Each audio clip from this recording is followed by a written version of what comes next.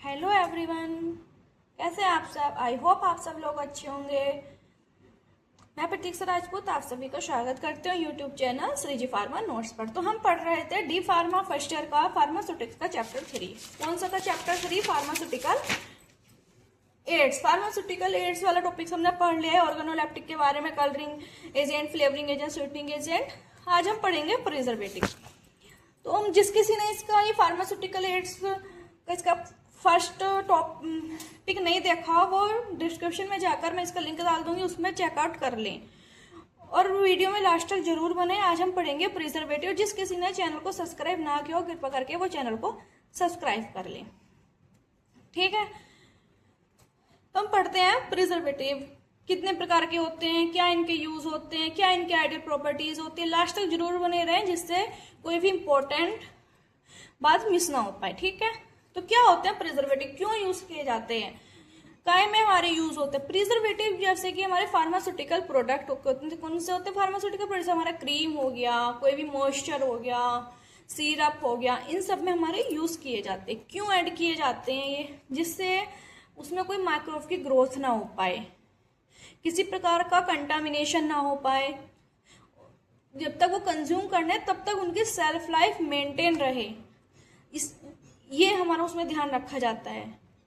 और physical, chemical या फिर बायोलॉजिकल कोई भी किसी प्रकार का चेंज ना हो, उसे रोका जा सके, इसलिए हमारे प्रिजर्वेटिव्स ऐड किए जाते हैं। ठीक है, तो क्या होते हैं प्रिजर्वेटिव हमने जाना।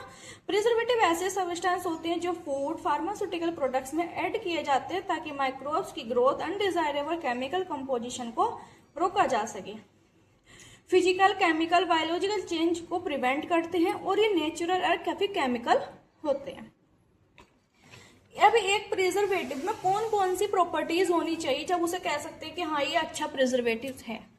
It should B non toxic. वह नॉन टॉक्सिक होना चाहिए, किसी भी प्रकार की टॉक्सिसिटी कॉज ना करे। ह्यूमन यूज के लिए सेफ होना चाहिए, किसी प्रकार से हार्मफुल नहीं होना चाहिए। फिजिकली, केमिकली स्टेबल होना चाहिए। It should not react with ingredient of the product. जो भी हमारे प्रोडक्ट में अदर इंग्रेडिएंट्स हैं उनके साथ रिएक्ट ना करे। It should be cheap and easily available. सस्ते होने चाहिए और इजिली अवेलेबल हो जाने चाहिए। नॉन इरिटेंट होने चाहिए, किसी भी प्रकार की इरिटेशन कोज ना करे लेने पर। अब आता है इसका क्लासिफिकेशन, किसने टाइप के होते, किस टाइप से इनको क्लासिफाई किया गया। सबसे पहले आता है वेस्ट ऑन सोर्स। सोर्स के बेस पर कितने प्रकार के होते हैं? Natural and synthetic. सेकंड आ जाता है based on mechanism of action. Mechanism action के बेस पर कितने प्रकार के होते हैं? जैसे हमारा एंटीऑक्सीडेंट हो गया, एंटी माइक्रोबियल एजेंट हो गया, चिलेटिंग एजेंट हो गया। ठीक, फिर इसके बाद आ जाता है based on source. Based on source, source के बेस पर ये जो होते हैं हमारे टू टाइप्स के होते हैं। कौन कौन से? Natural preservative and synthetic preservative. ठीक, नेचुरल प्रिजर्वेटिव कौन से होते हैं? जो कि हमारे नेचुरल सोर्स से ऑब्टेन किए जाते हैं। जैसे हमारा विनेगर हो गया, शुगर हो गया, साल्ट हो गया, ये कैसे होते हैं? Natural preservative. सिंथेटिक प्रिजर्वेटिव जो कि लैब में केमिकली सिंथेटाइज किए जाते हैं, वो प्रिजर्वेटिव। जैसे phenol, benzalkonium chloride, sodium benzoate. आप वीडियो बीच बीच में रोककर नोट्स बना सकते हैं देख के, या फिर किसी को बने बनाए चाहिए तो वो मुझे मैसेज करते हैं। फिर आता है based on mechanism of action. Mechanism of action के बेस पर फर्स्ट आता है एंटीऑक्सीडेंट। एंटीऑक्सीडेंट्स क्या होते हैं, क्यों मिलाए जाते हैं, क्या होते हैं एंटीऑक्सीडेंट्स?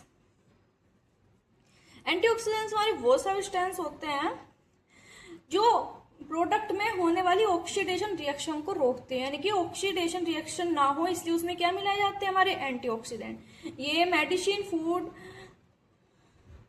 को खराब होने से बचाते हैं और उनकी सेल्फ लाइफ को मेंटेन रखते हैं, स्टेबिलिटी को मेंटेन रखते हैं। जैसे कि आ जाएगा एग्जाम्पल में butylated hydroxytoluene, vitamin C, vitamin E, sodium sulphate as the antioxidant use किए जाते हैं। दूसरा आ जाता है हमारा anti microbial agent. Anti microbial agent कौन से होते हैं?